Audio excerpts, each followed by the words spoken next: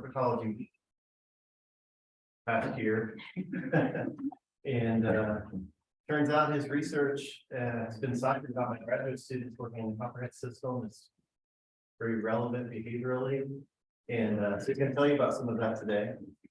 He his research at University of Texas El Paso, where he got his PhD specifically. I think that's mostly some of what you're talking about and student involvement.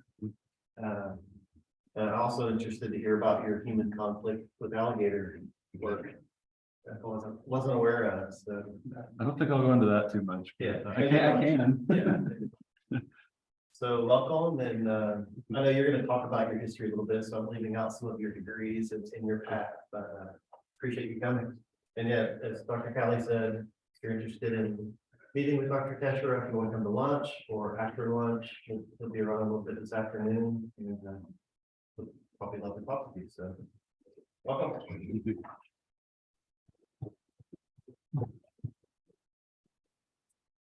Thanks a lot, Stephen, for that introduction.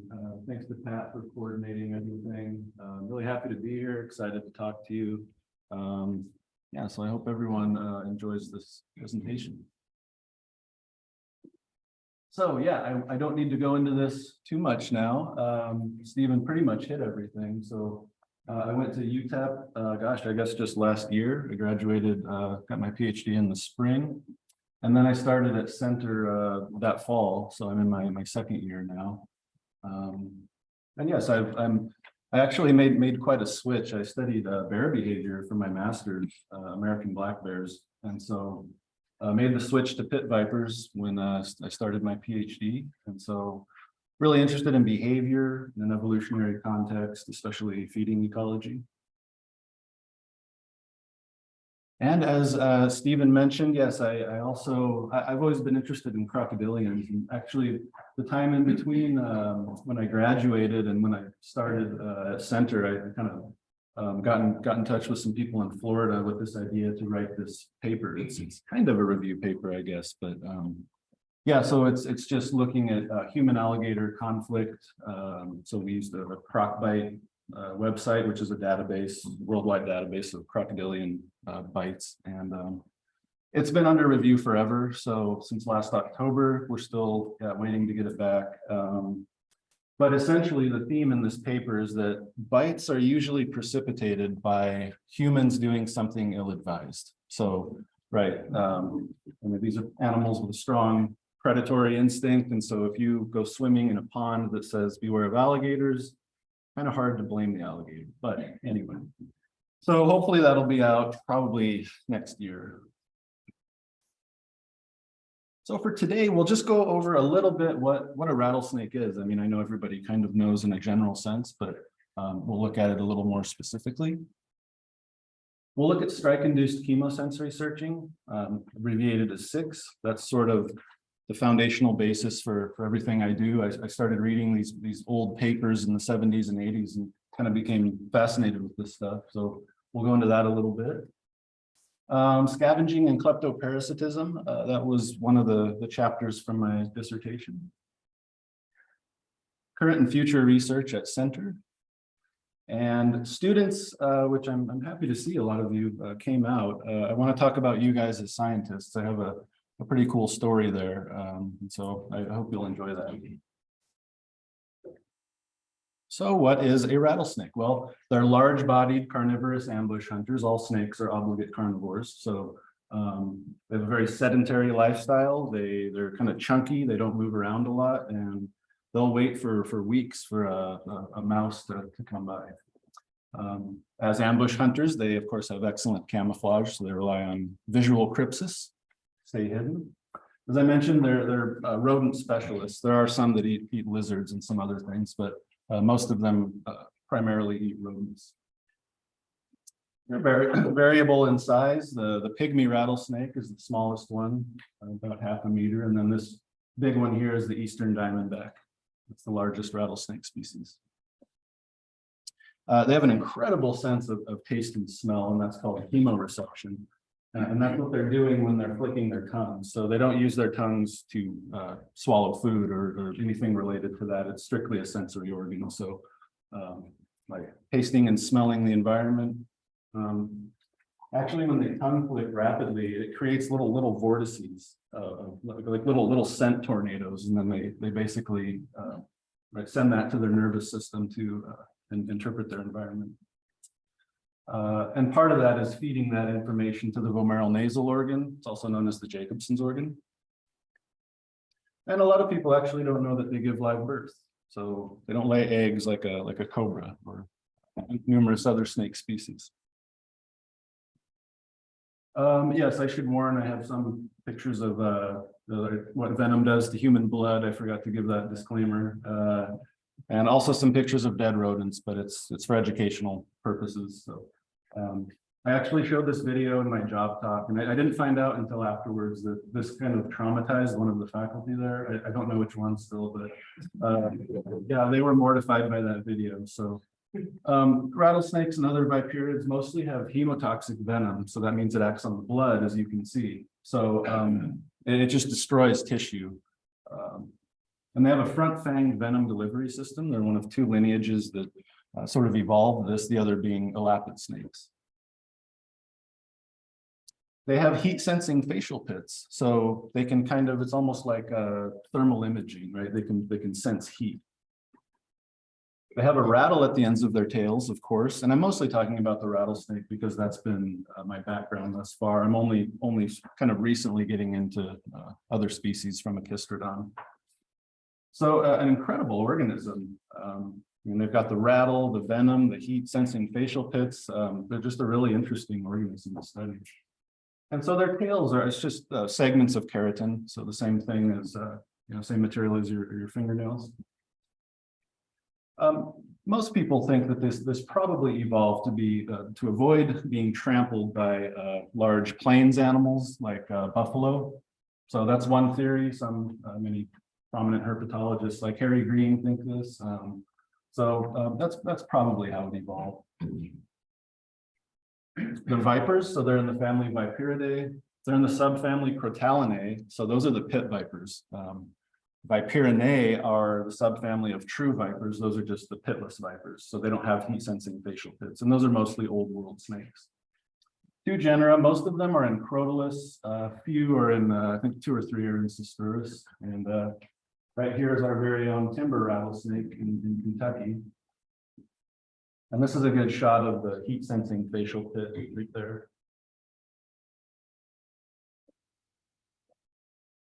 And you can see they're really all over the world, at least in Asia. They're primarily a New World snake, but there are some pit viper species in the Old World as well. So, yeah. And I didn't want to get too much into phylogenetics, but just so you can kind of see how they're related to other snake groups. We have Viperidae up there with the 3 subfamilies. So there's the true vipers, the pit vipers, and then the Zemiopinae actually only contains 1 genus and 2 species, and not much is known about them. So this phylogeny is probably a little dated, but like with probably most organisms, these phylogenies are constantly changing. So, right, but in this one, they're most closely related to Lampriphiidae. This is a very diverse group that includes other venomous snakes, the Atractaspids, such as these stiletto snakes. And they're also pretty closely related to elapids. So again, these are the 2 lineages of front-fanged venomous snakes, things like cobras, king cobras. And they're more distantly related to colubrids. And this is probably most of the snakes you've seen. This is kind of the taxonomic garbage bin of snakes that people don't know how to categorize them and they just throw them in colubridae. But yeah, so things like the garter snake, which actually, how many knew that garter snakes were venomous? Right. Yeah, a few. Right. Growing up, you always hear, oh, they're harmless garter snakes. They're actually venomous. They're rear fanged. If they were to bite you, which they would be unlikely to do, probably nothing would happen. You might get some very, very mild local swelling, but they're completely harmless to humans. Still don't need to be afraid of them. So yeah, I talked about 6. Again, this is kind of, I started becoming familiar with this, their hunting strategy, and yeah, that's kind of it for me. I just kept looking at papers in this field, and I wanted to do something with it. It's a pretty incredible foraging strategy. So before we get into their hunting methods, we'll talk a little bit about their sensory systems. Okay. So first they'll find a suitable ambush position, as I mentioned. They'll wait for the arrival of prey, and again, they'll just wait there for weeks sometimes. Okay, and then they detect prey with these facial pits, and you can see here this black arrow is pointing to the nostril, and then the red arrow is pointing to the pit between the nostril and the eyes. And again, that's how they're sensing that body heat. So you have an outer cavity and an inner cavity, and it's separated by the pit membrane. So essentially in this picture here, right, you can see how, depending on how they're aligned, right, that's how they're going to detect that body heat.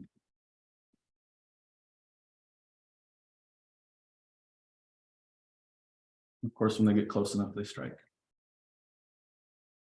So if anyone has any questions in the middle, you can just raise your hand.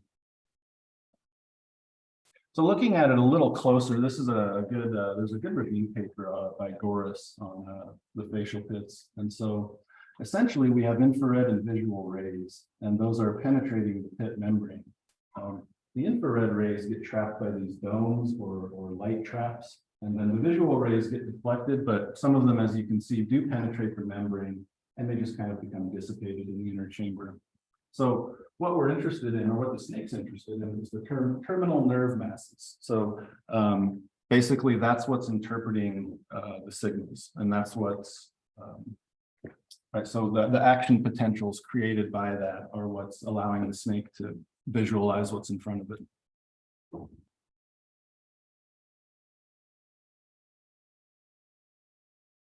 And so we also have the vomeronasal organ. So this is the chemosensory organ right here that analyzes air molecules. And these are mostly non-volatile molecules, so things that don't evaporate readily in the environment.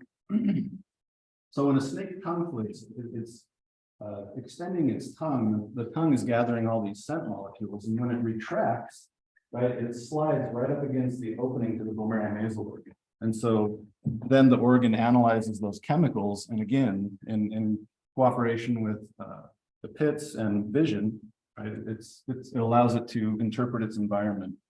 And so that small arrow right there is the opening of the vomeronasal organ. This is on a rattlesnake. You can see the fangs folded down, and yeah, so that's how that works.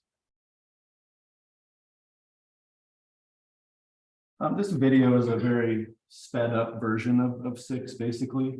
It's a stereotype post-strike behavior, primarily seen in viperids, especially rattlesnakes. Most of the early pioneers that studied these things were Americans, and so of course rattlesnakes were readily available. So that's why it's the species that it's been studied in the most. So this really evolved in ambush foraging snakes that began to rely increasingly on large, dangerous rodent prey, right? So this led to the evolution of more armored heads, right? More scalation, quicker acting venoms, and the evolution of the strike and release strategy. And from the strike and release strategy, the trailing component of that evolved. That's really how 6 evolved fully. So after the strike, it's a quick voluntary release of prey, and this happens in less than half a second, right? They want to avoid those rodent counterattacks. Rodents have teeth, they have claws, they can create a lot of damage to the snake's face. So it's a rapid strike and release. Then it's a quiescent period, or just a period of latency, right? The snake releases the prey, the rodent scampers off. The snake is just waiting for the venom to overtake the prey. Then they'll start tongue flicking. It's a rapid tongue flicking motion. They're honing in.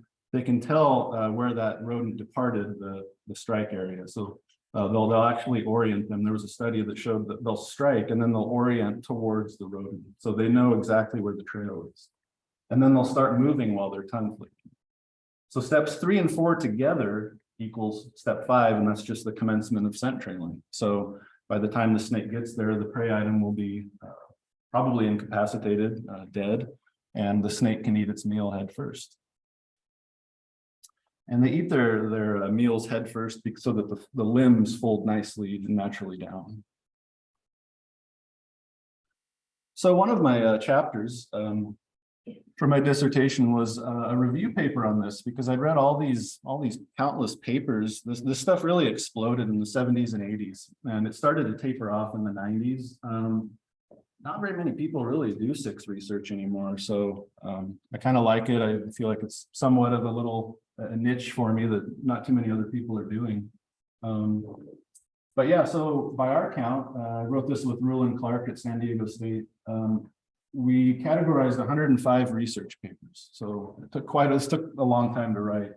And just some highlights or sections, I guess, of what we did. We looked at squamate chemosensory systems, so we looked at lizards, snakes.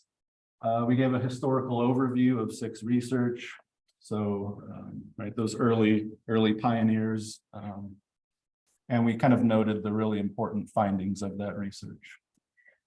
We talked about SIX as a specific form of chemosensory searching. That there were some papers that said, well, we should really call it Q-induced chemosensory searching or prey-induced, right? PICS. So SIX is just really one form of this enhanced chemosensory searching. We tried to pinpoint the emergence and the evolution of SIX. Not easy to do. It's sometimes hard to place a behavior on a phylogeny, but we did the best we could with that. A taxonomic survey. So basically every squamate that's ever displayed SIX, we included in the paper. Future directions. And the cool thing is that it consolidates all of these studies into a convenient table. So if perhaps you're more interested in this stuff, you can go to that paper, and it's like a one-stop shop for every SIX paper that's been written, at least by our count, up to 2021. So it's a great database for that. And really our overarching theme, and I can't take credit for this, actually, this was Rulin's idea, but in the early papers, SIX was treated as an independent behavioral phenomenon that was really only seen in viperiid snakes, mostly rattlesnakes, some elapids, a couple lizards, but really we're saying that probably all reptiles that tongue flick are capable of some form of SIX, whatever it's induced by, right? For garter snakes and other colubrids, it could be just prey odors, right? So yeah, all reptiles can do this given a stimulus. So. This is our figure from the paper. You kind of saw it in that video, but so we divided into pre-SIX, SIX, and post-SIX. So the snake will find an ambush position, wait until a rodent, in this case a kangaroo rat, gets within striking distance, a rapid strike, envenomation, and release, an immediate release. And then the prey flees, and the snake just sits there. Then it'll start tongue flicking, and then it'll start scent trailing. Okay, and then it'll find that prey item and start to ingest it. So that's kind of what it looks like.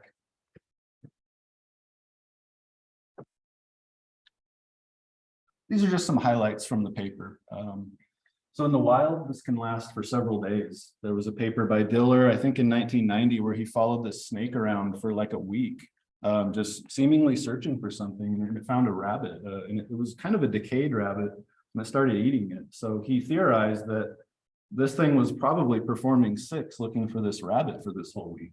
So yeah, it can last for several days. The problem is not too many of these studies have been done in the wild. It's tough logistically, so most of these studies have been done in the lab.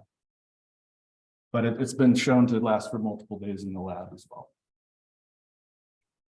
So when striking prey, chemoreception is unimportant. So they're not tongue flicking when they're trying to target in on prey. Does anyone know why that might be? Why don't they tongue flick in close proximity to prey? Well, because yes. Is it because the pit organ will be more convenient to use instead of tongue flick? That's part of it. Yeah, they mostly rely on the pits and vision when they're targeting a prey item. Yeah, that's a good point. Yes. To avoid damage? What's that? To avoid damage to the tongue? Actually, yeah, along the right track there. Actually, they don't want to give away their position. So, right, if the rodent comes into the striking range and they're tongue flicking and the rodent sees that, it takes off. So yeah, if you're an ambush hunter, you don't want to be moving around a lot, but it is of course crucial for trailing. Once the strike occurs and once they're locating that prey trail, then their tongue's going crazy, right? They're trying to find that envenomated mouse. A couple of really cool studies, blind and tongueless snakes can perform 6. So this is a very evolutionarily ingrained behavior. We talk, I don't really talk about elapids in this talk, but we do in the paper. So viperids will only trail after a strike, whereas elapids will just trail even without the strike. Elapids are much more visually oriented hunters. They're kind of, they're much more active. So that's why they do that differently. There's a scent trail hierarchy, interestingly. So venom is most relevant to rattlesnake, followed by integument, which is just the body odor basically of that individual prey item. And then mechanical damage is least relevant in that hierarchy. And then this is another thing that's important for my research. Vipers are able to form chemical search images of prey, and that's just a fancy word for a memory. So it's very, very, very specific. They can actually distinguish sibling mice from each other. It's that discerning. So they'll strike something and they form a very specific image of that prey item that was struck. So they know exactly what they're looking for. And importantly, for people like me, long-term captivity does not degrade 6 abilities. That was one of the knocks, I guess, on Shazar. They said, you've had these snakes for 15 years, but they would still do 6. So yeah, they can still do it. Just to show you a variety of, again, probably all squamates can do this to some extent, but speaking specifically of 6, it's been documented in rattlesnakes, spectacled cobras, these venomous sea snakes, eyelash vipers, white-lipped pit vipers, Gila monsters, cool little lizards, savanna monitors, and didn't see any papers that completely verified it in Komodo dragons, which are also monitor lizards, but it's strongly inferred in Komodo dragons. So that's 6. We'll talk. Did I see a hand? Is there a characteristic of the venom of why it doesn't affect the snakes when they eat the prey that receive the venom? Oh yeah, no. So venom is not like poison, right? So venom has to be injected intravenously. Poison is just like if you grab something, it would be absorbed through your skin or ingested. But I don't think you'd want to do this, but you could technically, take a shot of venom and you'd be totally fine as long as you don't have a stomach ulcer, right? Because then it would get into your bloodstream. But yeah, so venom, actually, that's one of the primary functions of it is to digest prey. So yeah, the venom doesn't bother them at all. Stephen? I'll go ahead and ask a follow-up. The snakes that they strike to subdue, then also there's other things in the venom that suggest. So is there a difference in like the lactic venom and like proteases and how much the venom's involved in beginning the digestive process in the animal that was struck versus, cross snakes, I guess, those that strike first, that all takes a different venom. In terms of like, are they sensing that the venom is already breaking down the prey, basically? Or their venoms have a differential ability to start that digestive process because of proteases and other enzymes in the venom? I didn't see anything in the literature that, of course, they looked at that in rattlesnake venom, but I didn't see anything in terms of analyzing elapid venom. So I think we can probably assume they're different, right? There's different components. So viperids have primarily hemotoxic venom, as I mentioned, it acts on the blood. Elapids have mostly neurotoxic venom, so that affects the nervous system. So I would assume that, yeah, it would affect prey much differently, but I'm not sure. I didn't see anything in any of the literature that talked about any of that. It's a good question though. This was the second of oh yes. So when you mentioned that the blonde and tongueless snakes to do it, did the tongueless one just like when it goes to trailing, do they just like rely heavily on the organ and the vision, or like what else? They can still detect it a little bit, and it was actually funny in the paper. It talked about the snake was opening its mouth to tongue flick, like you could see it as if it had a tongue, but just there was no tongue there. So it was trying to tongue flick and opening its mouth. So it was still receiving those chemosensory cues, and it wasn't as effective as a snake with a tongue, but it could still gather those chemosensory cues. Mhm.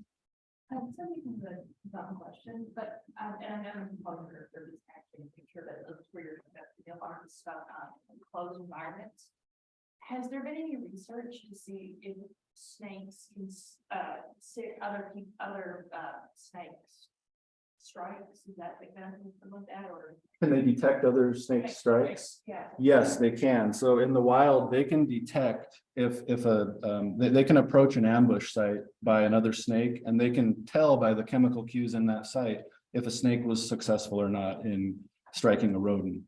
And so that same study showed that same snake will take up that ambush position because he knows that there's a greater chance of a rodent stopping by. Mhm. Are there any of these snakes that we're seeing that are like almost becoming, the proper word for it, but they are taking up and like relying more on other snakes to, oh my goodness, words. Yeah, I'm like being more optimistic in that regard. Yes, I think you're talking about kleptoparasitism. So that's actually a great question. That's what I wanted to look at, right? In areas with high densities of snakes and a lot of rodents, it might be more convenient, right? And so they're fairly successful at relocating the prey item, but they don't always do it. They can't find it sometimes. So yeah, that could be a good strategy.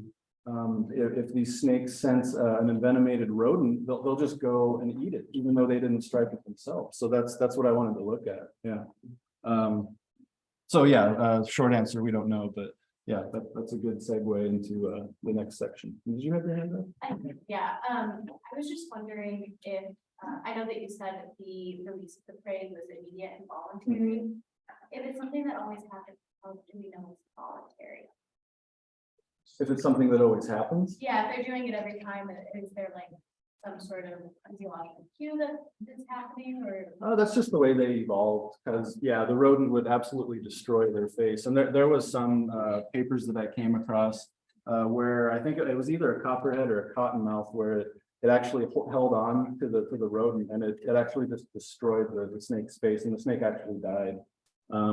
Now, many elapids will actually, and that's one of the main differences, elapids will strike and hold, but they have neurotoxic venom, and so it's much faster acting. So yeah, so it's just very adaptive to avoid those rodent counterattacks. But yeah, it's a good question. Yep. I have a question. You were talking about the blind snakes. So can you tell me, the ones that are sighted, what's the benefits of having that? And how do the blind compensate? So they compensate with the pits. Yeah, so vision and the pits kind of act in concert together. So they've actually, and another paper that they did, they actually, and I'd like to see the little tiny blindfold, but they blindfolded snake, rattlesnake, so they couldn't see, but the strike performance was unhindered because they compensated with the facial pits, and they could still see an image of that prey item, and so they struck it again, virtually no difference.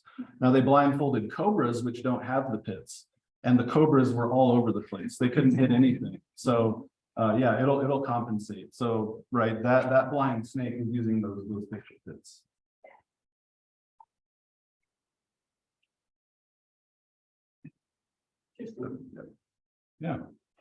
Yeah, really cool stuff. So lots of reading to try to remember all these papers, but it's all really interesting stuff.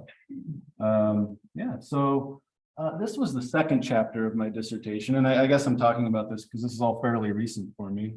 This was just published last year. Yeah, so there's only really been one paper, surprisingly, on scavenging behavior in rattlesnakes. It was written in 1981 by Gillingham and Baker. So I thought, well, it's an area sorely in need of, looking at again. They will scavenge. There's numerous notes out there in the literature that have documented rattlesnakes scavenging things.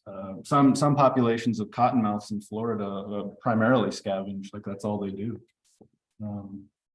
So the question is this an evolved, frequently used alternative foraging tactic, or is it a more infrequent behavior, which might make sense because rattlesnakes are pretty sedentary.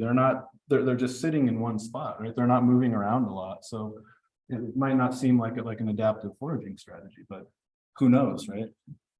So, and I should mention the one paper that I talked about, that was in a captive setting. So I wanted to know, to what extent might scavenging and kleptoparasitism occur in rattlesnakes? And that, so yes, kleptoparasitism is the theft of another individual's food. This was the funniest description of it that I found in the literature. They called them food pirates. So if that helps you think of it that way, it's just stealing food that another one has procured. And do venom cues influence the likelihood of kleptoparasitism, right? Because numerous studies have shown that rattlesnakes are more attracted to envenomated carcasses than non-envenomated carcasses. So would venom cues influence the likelihood of that occurring? So I had 3 different rattlesnake species. This is at UTEP. Right, so I wanted to see how they could detect and ingest prey when it was envenomated by snakes of the same species, because they prefer more familiar venoms than more distantly related venoms. At least that's what was in the literature. Envenomation by different species, so less familiar venoms, and then non-envenomated prey. Now, the important thing here is when the test snakes have not themselves struck a prey item. Most of the 6 literature always had them striking a rodent. There's no strike here. So, right, if something's going to scavenge something in the wild, then it won't have struck something previously. So that's why we did it that way. So our hypothesis, or my hypothesis, was that snakes would prefer carcass trails. So a carcass trail, and I'll show this in the methods, but basically after a strike, you just drag the mouse carcass along the arena floor, and that's been done countless times in the literature. So I thought that they would preferentially trail prey that had been struck by venom, simply because they prefer envenomated over non-envenomated prey. And of course, we know that they use 6 to track that prey. And then I thought that, again, I kind of mentioned this, but the hierarchy would be that rattlesnakes would prefer prey envenomated by the same species, followed in turn by envenomation by a more distantly related species. Actually, there were 2. There was a more closely related one and a more distantly related one, and then non-envenomation. So that would be 4 treatments. So these were the snakes that I used. All the test snakes were Crotalus viridis, the prairie rattlesnake, and then I also had Mojave rattlesnakes and eastern black-tailed rattlesnakes. These 2 are more closely related, and then the blacktail is more distantly related to the prairie rattlesnake. And I use the house mouse for the prey item, and yeah, I feel bad about sacrificing so many mice, unfortunately, but that's kind of the name of the game, I guess, if you do this stuff. But I built this arena when I first got to UTEP. I think I spent my first summer doing that. Here's a look inside the arena. I set up a camera system, so I recorded everything. I didn't have that dog dish in there. That wasn't part of the trials, but that was kind of when I actually had snakes in there trying to do a reproduction project before, but it didn't work. And so here was the setup. So this is the front of the arena right here. Right here. So I would place a bin. I just got like a dollar store bin and cut one end of it out so that the camera could see it. And then I put the snake in either corner just by random determination. I put a bucket over the snake and let it acclimate for an hour. And then outside of the arena, I would have a rattlesnake strike a mouse. And then I would drag it and make this carcass trail and then place it in the bin. And then after an hour, I would remove the bucket and see what the snake did. So yeah, everything was done at random. I kept the feeding trials pretty consistent as I could. So the conspecific venom was viridis, and then the two other different venoms, and then the control, so no envenomation. So I measured consume, not consume, in the form of success or failure. Time to contact, time to consume the carcass, if at all. And the amount of time just spent general chemosensory searching or on the carcass trail specifically. So basically, if there were venom cues in the arena, was it spending more time on those carcass trails?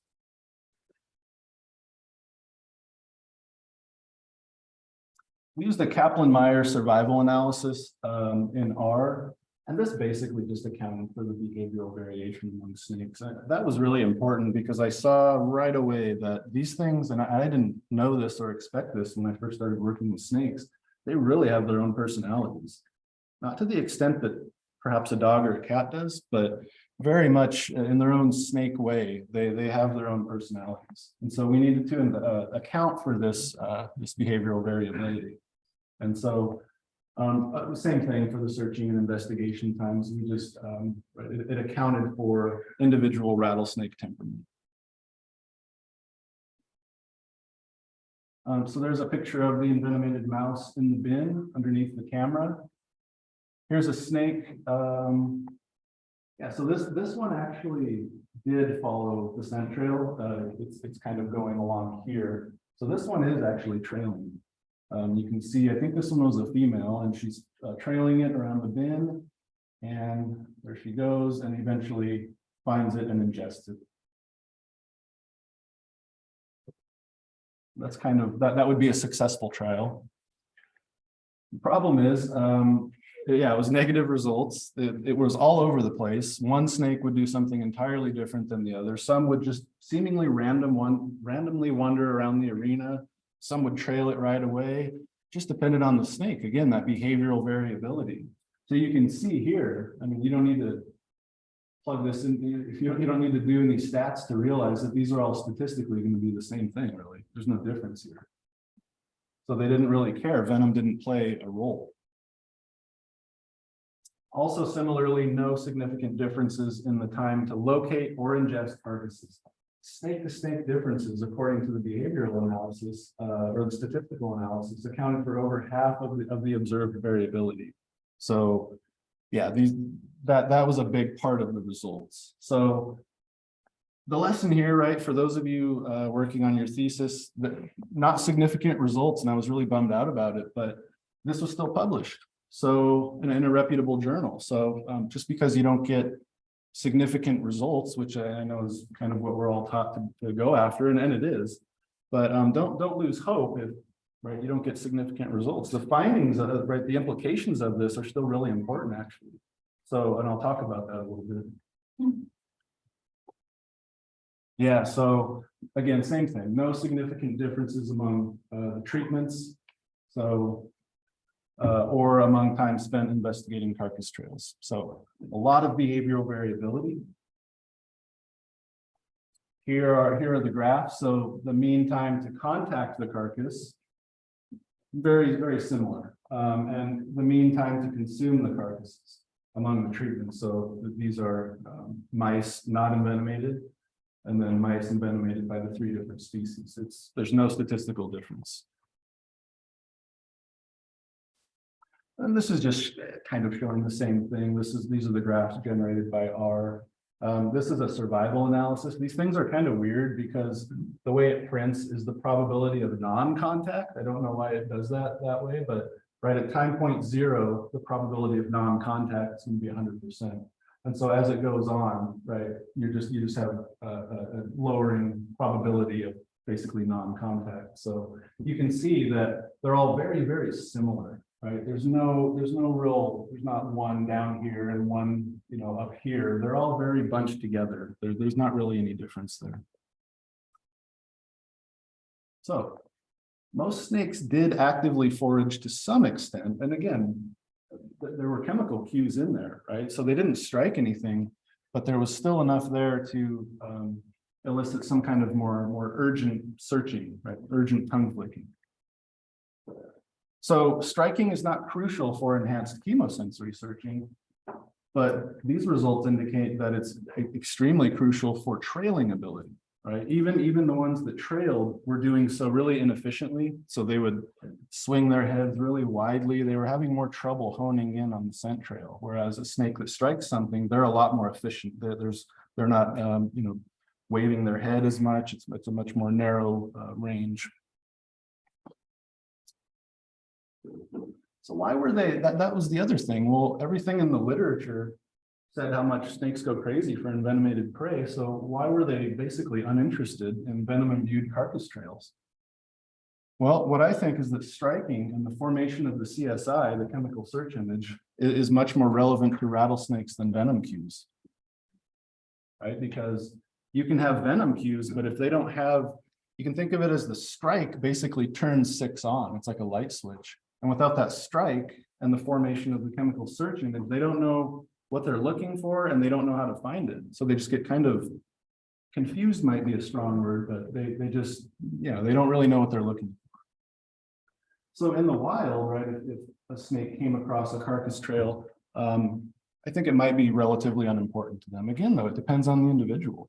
Some snakes are, right, will scavenge willingly, some will never scavenge. So kleptoparasitism might be uncommon in the wild, I think. But that's a very simplistic statement. It depends on a lot of other factors. Okay. So it's not a very exciting conclusion, but right, because that's, I won't say hotly debated, but it is debated nonetheless. How much do rattlesnakes scavenge in the wild? Oh, they scavenge a lot. And other herpetologists will say, no, they don't. And so I didn't really resolve that, but because it is very difficult to generalize. So I don't know that you can really say one way or another that they do or don't. It just depends on the individual, the population, a lot of other biotic factors. Am I doing okay on time? Oh, wow, I'm way behind. Okay. Wow. Okay. Yeah, so I'll try to, in fact, let me just skip through all this. This is my current research plans. I'm basically just going to do more of the same. I gave this in my job talk. I got this from the Fish and Game website. Apparently a common myth is that the game department drops in paratrooper rattlesnakes. So I had to assure them I have no plans of doing that if you hire me. Yeah. So I want to look at, do copperheads form chemical search images of struck prey? And it's funny because my PhD advisor is the one that said that they don't. I told him before I left UTEP, I'm going to look at this more, and he said, that's okay. I'm just going to skip through this. I really want to, yeah, sorry about that. These are my students. I took them to Alabama this summer. So practicing on learning how to use snake tongs, putting them in buckets. This was a very feisty rattlesnake. Yeah, took all 3 of us to get him in there. He kept shooting out of there. One of them put a reflective vest on my dog for night cruising. That's Dolly. I'm just going to skip. I want to get to this part real quick. So this was a side project at UTEP. So for me, a side project. This wasn't part of my dissertation. This paper showed that Congolese giant toads mimic gaboon viper heads. Okay, gaboon vipers are a very thick-bodied African bipedal. This is the only example of an anurin, which is a frog or a toad mimicking a venomous snake. I want to show particular attention right here to Teresa Edmonston. She was our co-author and she was an undergraduate. Now, how she got on this paper, I will get to in a second, but Batesian mimicry occurs when a non-toxic organism imitates a toxic one. Okay, so it's trying to trick its predators by deception.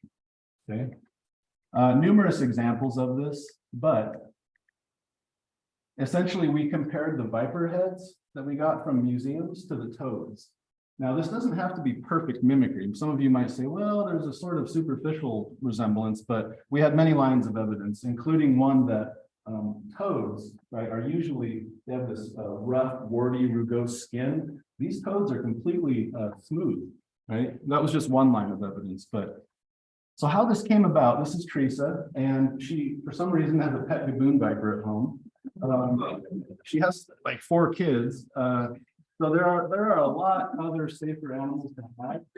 But my advisor showed this slide in class. I don't know what he was referring to, and I guess he wanted to call attention to the Congolese giant toad here. And she approached him after class and she said, you know, that looks like the head of my gaboon viper. And so we thought, well, yeah, maybe, you know, and then we got to look at it more, and yeah, this paper kind of blew up a little bit, at least on a smaller scale. Right, it got covered in Newsweek, it got covered by all these news outlets, including CNN. CNN covered our paper, and that's not a very scientific sounding headline, but it was obviously not written by a scientist. But so the point of showing you all this is that look what came out of an undergraduate in an introductory genetics course, just simply thinking to ask a question or being inquisitive. This wasn't Eli or some brilliant herpetologist that saw this. It was Teresa. So don't ever be afraid to share an idea at the undergraduate level, certainly even more so at the graduate level. You guys can come up with ideas like this. So yeah, don't be afraid to voice your ideas or thoughts.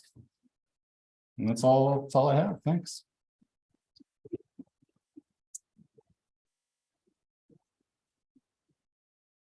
We have time for a few questions for Dr. Teshera. Sir.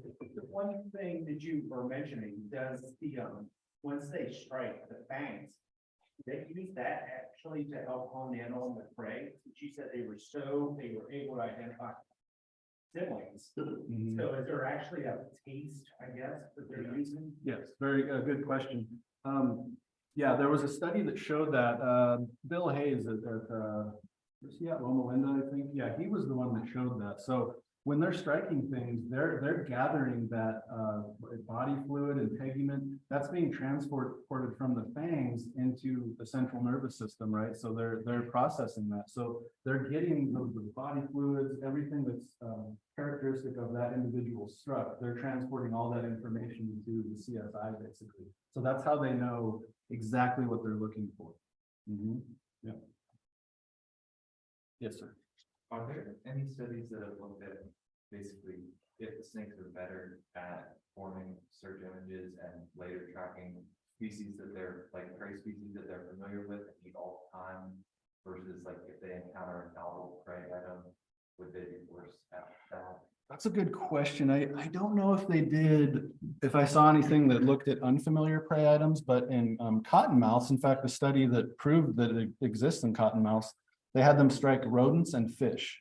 And cottonmouths are not rodent specialists. They'll eat anything and everything. And so, right, they preferentially went for whatever item that they struck. So they might be less interested if it is a novel prey item, because they may not have evolved to form the chemical search image of that prey item if they haven't encountered it yet. It's almost like, you know, if they struck an elephant, I don't know that they would be able to, not that that's what you were asking, but right, they haven't evolved to eat elephants. So I don't know to what extent that they would be able to form that chemical search image, but yeah, it's interesting. So they'll test the chemical search image to see how long it lasts. And as it degrades, it's almost like the snake forgets, right? It forgets the image of that prey item. And that's what happens in the wild. The snake will give up if it's not able to find the prey item in time. Mm-hmm. There's any indication from that we've seen some of that kind of search image via defensive bite as well, kind of information about predator? It could, yeah, that's a good question. It depends, because I don't know if it would be relevant to them to have the search image of the predator if they're not going after it, but maybe. I'm not sure about that. That's a good question. Yes, sir. Do you think age or size might play a role in what those parents see? I'm not sure, honestly. I haven't thought about that. I haven't seen anything in the literature. I think it more depends on right, just the kind of the local dynamics of the population. Again, if there's a lot of snakes, it could be a really viable strategy. But yeah, typically snakes will eat kind of smaller prey. When they're smaller, they're not old enough or big enough, I should say, to handle right the large dangerous rodents yet. So once they get to a certain size, they'll switch to rodents. But in terms of, yeah, just strictly kleptoparasitism, it's possible that small snakes could do that too. Especially because it won't fight back if it's already dead, but yeah, I'm not sure about that. Mhm. I know a lot of kind of reptiles won't eat prey if it's not alive anymore, Mhm. and where they have the heat sensors. Are they still interested in taking an animal if the body heat is gone? Yeah, so like the snakes in my lab. Yeah, it depends on the individual. So some snakes, right, because I got all these snakes this summer, and so they're just now adjusting to captivity. Some will eat no problem and are very enthusiastic eaters. Some are picky. Again, that just depends on the individual. So for some of them, yeah, I'll try to feed them 2 or 3 times thawed mice, and they refuse it. I'll put a live one in there, and they'll usually eat the live one. Yeah, so it's there's some other tricks that you can do to get them to eat, but yeah, some are more stubborn than others. Yep. You talked a little bit about how snakes have their own unique personalities. Ways, I guess. Yeah. Can you talk a little bit about what you observed and how it's different than what you would maybe see in a dog or a cat or traditional? I mean, yeah, they're, I guess the personalities just aren't as strong. I guess for me, in terms of like, oh, this one's trying to bite me and lunging at the cage, or oh, that one's gonna be pretty calm, you know, yeah, I guess just in terms of that, but the way that they kind of responded to stimuli in the arena was very different. So again, some would trail very efficiently, some would kind of trail semi-efficiently, some would just wander all over the arena for an hour and I would just sit there. Yeah, so yeah, it's not as strong as a dog or a cat, but a little bit, it's like, you know, when I change a snake's cage, like I sort of more or less know how it's gonna act. I mean, that actually sounds dangerous because that sounds like I'm getting complacent, but yeah, so far I still have all my fingers, and so hopefully I won't get bitten, but did you ever hand up, sir? Yeah, I was wondering if you tried any trials within individuals, like multiple types of trials, like one control, one concentric, one near relative, one distant relative. Oh, like all at once? Like, well, in sequence, so one individual, like a wood litter, you tried with the concentric envenomation of wood litter. Mhm. That's basically what I did. So yeah, I spaced them out a month apart. And then the order of the treatments was just randomized. Yeah. Mhm. So yeah, I want to continue doing this stuff. I'm just now getting, you know, all the snakes in my lab, and unfortunately having a lot of babies that which I don't. The ironic thing is I wanted babies for my when I did my PhD stuff, because I wanted to study kin recognition in rattlesnakes. So right, separate them when they're first born, and I didn't get any, and now I have more than I know what to do with. So yeah. Any further questions? Absolutely. I'll just add that if anyone is interested in getting involved in this sort of research, we're kind of talking about collaborating on not just copperheads at our sites, like Silver Ridge and other people projects, so reach out and let us know. Thanks, Stephen. Further questions, comments before we break for lunch? Mark, thank you very much. Thanks. Thank you guys for coming.